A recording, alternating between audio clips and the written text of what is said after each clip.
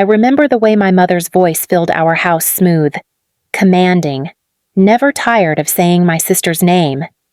Lydia. Darling. Hold still for the photo. That's it. Smile perfect. The camera flashed. I stood behind them, holding the plate of cupcakes she'd baked for the guests. I was 16, invisible, and practiced being small. Vivian Stroud never meant to sound cruel. She simply believed the world rotated around beauty and timing. Lydia had both. I had grades, calloused fingers, and a habit of finishing everyone else's chores. "Renee," my mother said without turning. "Can you grab more napkins? Please, Lydia's friends will be here any minute." I nodded. She never looked up to see it. Dad was at the grill, pretending not to notice.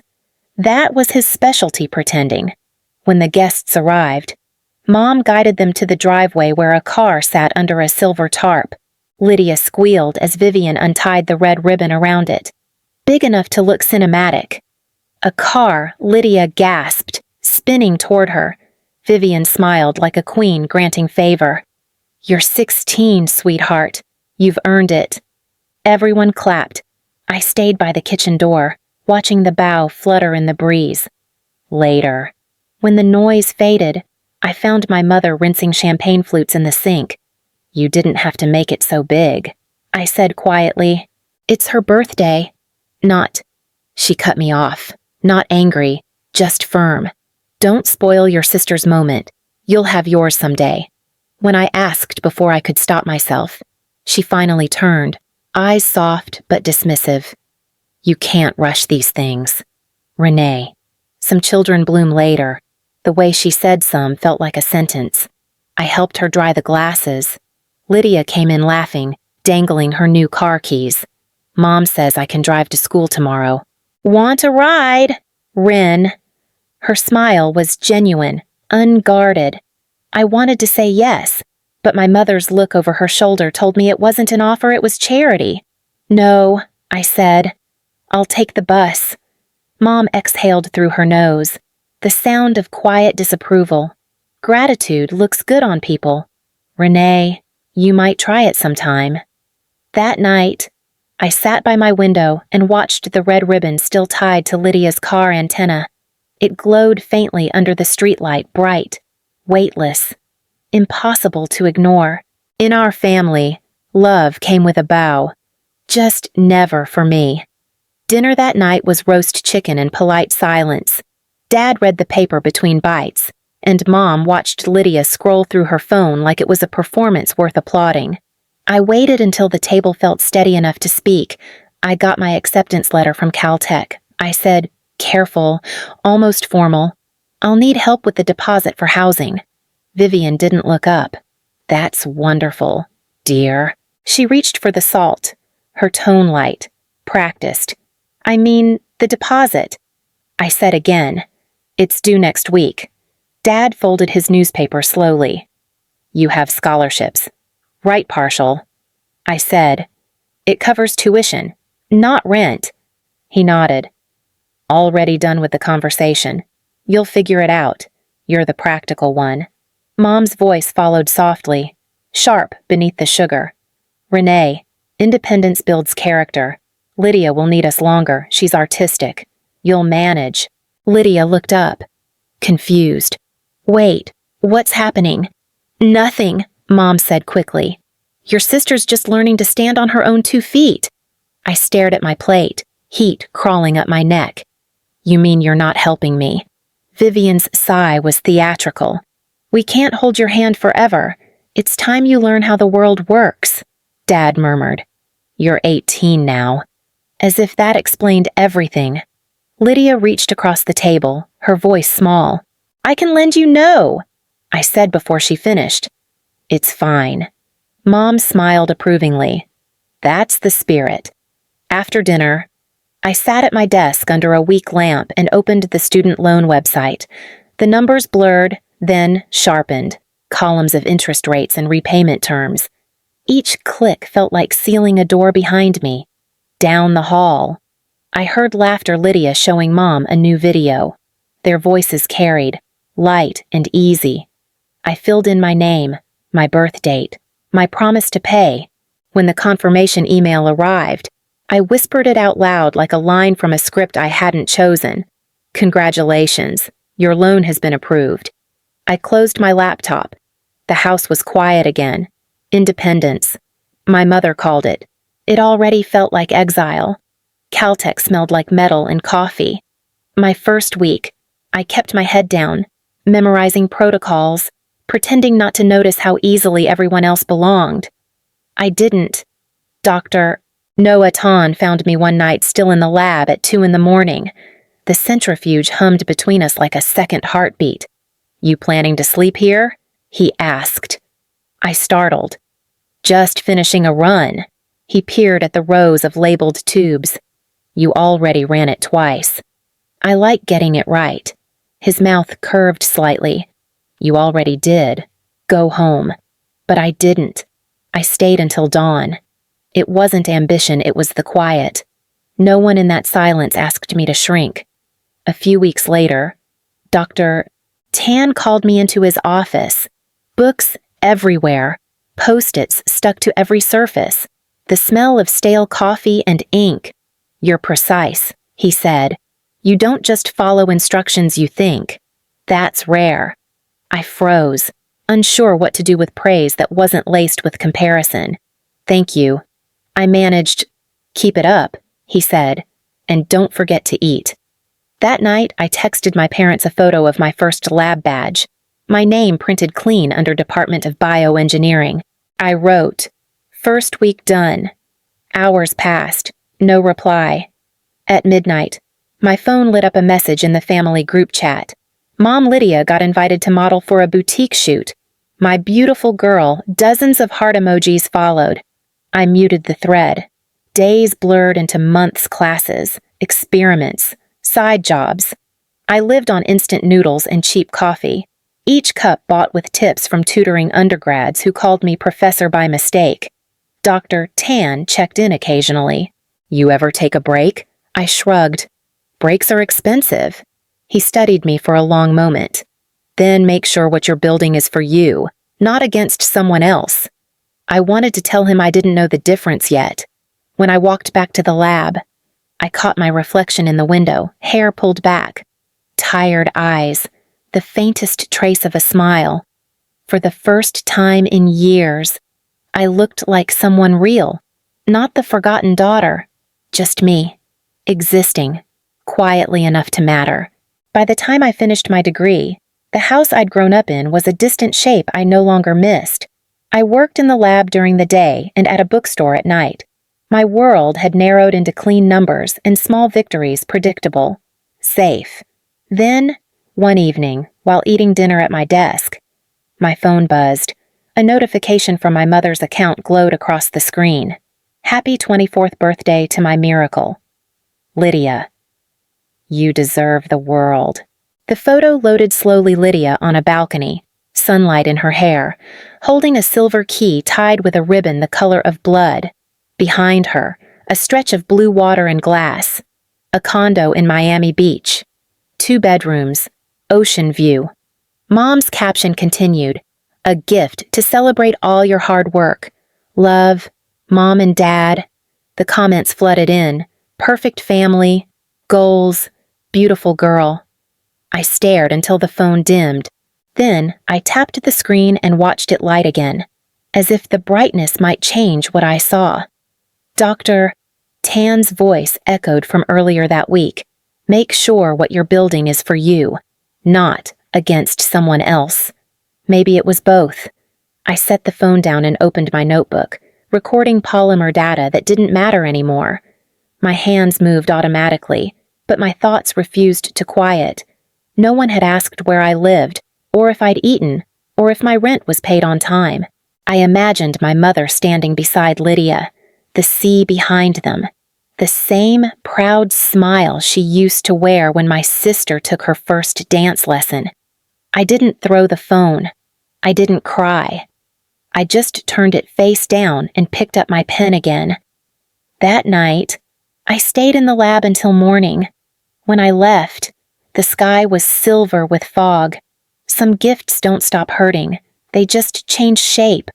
By the time I defended my thesis, the lab had become my only language. I left California in a rented car, trunk packed with notebooks and wilted plants, driving east until the freeway signs turned into memories. Boston felt sharper, cleaner, a place where people measured worth in outcomes, not sentiment. Adrian West and I met at a biomedical conference. He was calm where I was methodical, the kind of person who listened before speaking. When I told him about my research on cellular regeneration, he smiled. "Let's build something," he said. So we did. We called it Cellian Labs. 2 people, a rented workspace, and an idea that refused to die. The nights stretched long coffee, arguments, small triumphs. Adrian handled investors. I lived among pipettes and data sheets. For the first time, I wasn't working to prove anything. I was building something that mattered. When the funding finally came through 5 years after I left home, Adrian poured 2 glasses of cheap champagne. We did it. Calder. "You're officially a founder." I laughed, surprised by the sound of it. Feels like a beginning. It was, within a year, we had our first successful trial. The press noticed. Then the calls came. Interviews, investors, offers. One morning, Adrian walked in holding a magazine. "You're on the cover." Forbes, The Quiet Disruptor, Dr. Renee Calder, 32. I stared at the photo, my face framed by sterile white light. It didn't feel like me, but it was. The article mentioned perseverance, innovation, the future of biotech. It didn't mention the loans or the silence it took to get here. My phone buzzed later that afternoon. A message from a number I hadn't saved, but I knew instantly. So proud of my daughter's achievements. A mother's sacrifices finally worth it. Attached was a Facebook post, Vivian smiling beside Lydia at some event, holding up the magazine as if she'd been part of it. I stared at the caption until the words blurred. Adrian noticed. "You okay, fine?" I said, voice steady. Just history trying to rewrite itself. He didn't press. That night, I opened my inbox, hundreds of congratulations from colleagues and journalists. Buried between them, an old message from my mother, dated years ago. "You'll manage." I closed the laptop and sat in the quiet office. The hum of machines filled the space where affection should have been. The world finally saw me. But the only eyes I wanted to meet were the ones that had never looked up. I leaned back, staring at the ceiling. Success was supposed to sound like applause. To me, it sounded like silence. It was a Monday morning when my assistant buzzed in. "There's a woman here asking for you. She says she's family." I froze mid-sentence, the pen still in my hand. Family. She didn't give a name, but she looks certain. My throat tightened. Send her in. The glass door opened, and there she was. Vivian Stroud, pearls at her throat, perfume too sweet for the sterile air of the office. She looked smaller than I remembered, but her confidence filled the space before she spoke. "Renee," she said warmly, spreading her arms like this was a reunion, not a breach. "My brilliant daughter." I stood slowly. "Mom." Her eyes swept the office-framed patents, the minimalist desk, the view of the Boston skyline. "So this is where all the genius happens," she said. "Imagine my surprise reading about you in Forbes. You didn't even tell us. You could have called?" I said. "Oh, I did. You changed your number." She smiled, too practiced. "I figured you were just busy, so I thought I'd come celebrate in person. Family should celebrate together." "Right?" "Of course," I said carefully. "What are we celebrating exactly?" She reached into her handbag and pulled out a neatly folded sheet of paper. "Actually, I came because I've been thinking a lot about everything I've done for you. All the sacrifices. The years of raising 2 girls, it hasn't been easy." Something cold crept up my spine. "What are you talking about?" She unfolded the paper and slid it across the desk. this. I glanced down, typed lines, itemized private school tuition, meals, emotional labor, college applications, parental guidance. At the bottom, a total $875,000. I blinked, then met her eyes. You're asking me to pay you $875,000 for being my mother. Her smile didn't move, but her eyes hardened. For everything I gave up, for all the things you could never repay. I felt my pulse in my ears. Family doesn't work like that. Family, she snapped, doesn't abandon the woman who gave them everything. You chose to have me, I said quietly. Children don't owe their parents for being born, she faltered, only for a second, then straightened. Can't or won't. I'm not doing this, I said. Her voice dropped, low and sharp. I could have had a life. Renee, a career, a husband who stayed. Instead, I gave it all to you. I swallowed hard, the taste of metal in my mouth. I'll help with your expenses, but not this. She stared at me, unblinking. Then you're no longer my daughter. She stood, smoothed her jacket, and turned for the door. At the frame, she paused. Your father would be ashamed of what you've become. When the door closed behind her, the room seemed to exhale. I stared at the paper still on my desk, the total printed neatly at the bottom like a verdict. The hum of the air conditioner filled the silence. I reached for the document, fed it into the shredder beside my desk, and watched the paper vanish in thin ribbons. The sound was steady, mechanical, final. That sound she had said once. That's you erasing your mother. Maybe it was. I leaned back in my chair and waited for the noise to stop. It didn't feel like victory. It felt like the exact moment a debt stops existing and leaves nothing behind but air. The next morning, I found the shredded remains of the invoice still sitting in the waste bin, thin white curls like confetti for a celebration no one attended. I emptied the bin into the trash and told myself it was over. It wasn't. 2 days later, Adrian walked into my office holding a folder. His tone was steady, but his eyes weren't. Renee, we need to talk about this. I looked up from my laptop. What's wrong? He handed me the file. Our auditors found something. It's a personal loan in your name, opened about 6 years ago. I frowned. That's impossible. I've never. He shook his head. It's real. $200,000. Paid off last year. My stomach tightened. From where some private lender in Connecticut, he said. The payments came from a joint account with your mother's name on it. I took the file from his hands. Every line blurred until the letters began to swim. The signature was mine, my handwriting, my name, but not my doing. She used my information, I said quietly. Adrian hesitated. We'll have to disclose it during acquisition. It could look like fraud. The word stung. Fraud. My mother's handwriting pressed over mine, rewriting my life again. I closed the file. It was for Lydia's condo.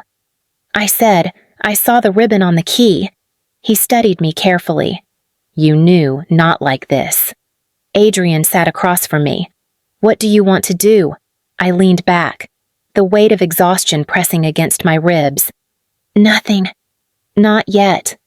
Renee, he said softly. This could ruin you if someone decides to dig deeper. She already took her $1 million. I said. Now she wants the receipt. He was quiet for a long time. You could fight her. Legally. I shook my head. That's what she wants. A stage? An audience? I'm not giving her that. He nodded slowly, understanding, but the worry in his face didn't leave. When he left, I opened the file again, every detail, loan number, address, bank code proof that she had used me as collateral for my sister's comfort. I remembered her voice in my office. I gave it all to you. No, I thought. You gave it all to her, and you took my name to pay for it. That night, I sat in the dark, the city lights bleeding through the blinds. The hum of the machines downstairs sounded like the shredder again, steady, relentless. I pulled out my phone and typed her number. Still memorized from childhood. My thumb hovered over the call button. Then I locked the screen. Some debts can't be collected because they were never real. I poured myself a glass of water, stared at the reflection of my face against the window, and whispered it out loud, as if saying it would make it true. I don't owe her anymore. The words felt strange, unfinished, like freedom still learning how to breathe. By the end of that week, I was sitting across from my lawyer, Dana Whitmore, in a quiet office lined with folders and fatigue. Dana had been with us since the early funding rounds practical. Calm, allergic to drama. She listened while I explained, word by word, how my mother had forged a loan in my name. When I finished, she didn't look shocked, just tired. "Do you want to press charges?" she asked. "No," I said. "I just want distance." Dana leaned back. "Then let's create a wall. Financial, legal, emotional. A trust, maybe. Enough to keep her stable without letting her take more. How much?" I asked. "Whatever buys you peace." I nodded. $4,000 a month. She can't touch the principal. Donna raised an eyebrow. Strict. Necessary. She started drafting the paperwork, her pen scratching like a metronome. "You're protecting her from herself," she said. I looked out the window. "No, I'm protecting me from her." When I signed the documents later that evening, I hesitated at the final line, a transfer authorization. For a moment, I considered typing a larger amount, something that might quiet the guilt still breathing in my chest. I imagined my mother holding that check, triumphant, her voice dripping with victory disguised as gratitude. I deleted the extra zero and pressed enter. 2 days later, the calls began. The first one was soft. "Renee, sweetheart, I think we should talk. Family shouldn't have walls between them." The second came the next morning. "You'll regret this. You can't erase me." By the third, her tone had cracked into pleading. "I forgive you.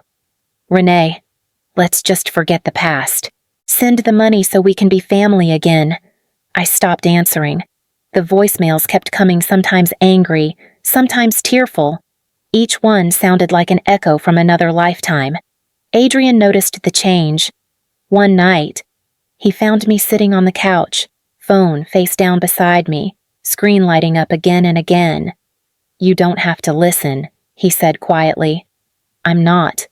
I told him, "I just need to see how far she'll go." He took my hand. "You deserve quiet. I'm trying to earn it." For a while, neither of us spoke. The phone stopped buzzing, then started again. A week later, it all went silent. No more calls, no emails, no messages from relatives repeating her words.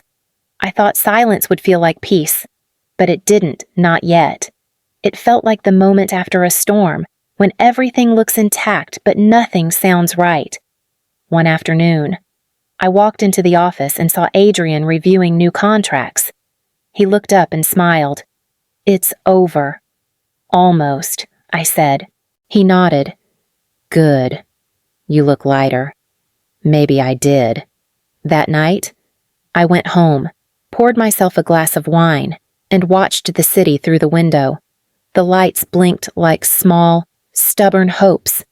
Peace wasn't a gift. It was something you built, clause by clause, until the noise finally stopped trying to reach you. 3 months later, Celian Labs closed the deal. Our company was valued at $120 million, numbers so clean they almost didn't feel real. The conference room smelled like champagne and nerves. Flashbulbs popped. Investors shook hands. And I smiled on cue.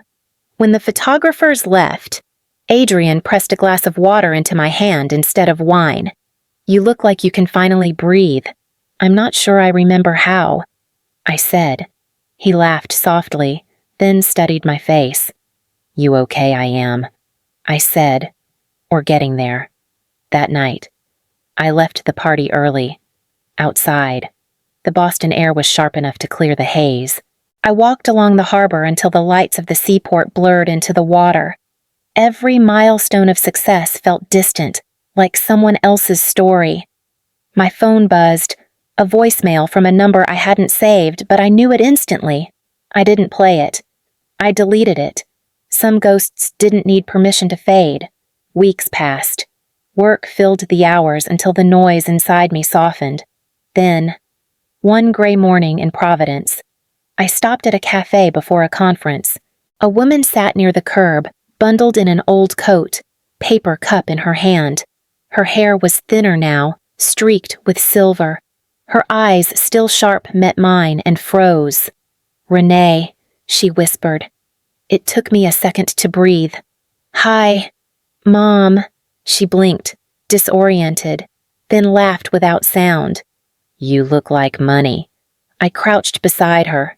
"You look cold." She shrugged. "Pride keeps you warm longer than pity." I ordered 2 coffees and handed her one. We sat in silence. She sipped slowly, fingers trembling. "I'm sick," she said finally. "The doctors think it's my liver. Pride doesn't help with that." I nodded. "I can arrange care through the trust." Her lips pressed together. "Of course you would make it sound like business. That's the only language we ever spoke." She looked away. "I didn't mean for it to end like this. It didn't have to." She didn't answer. The wind picked up, scattering napkins across the sidewalk. When I stood, she didn't stop me. A week later, a letter arrived at my office. No return address, just my name written in shaky ink. Inside, one line. "Thank you for the coffee." No apology, no plea. Just that. That evening. I drove to the Boston harbor again. The tide was low, the water calm. I took a blank sheet of paper, wrote "paid in full," and let it fall into the dark waves. It drifted for a moment, then vanished. I stood there until the cold reached my bones, thinking how love and debt can feel the same until you stop paying for both.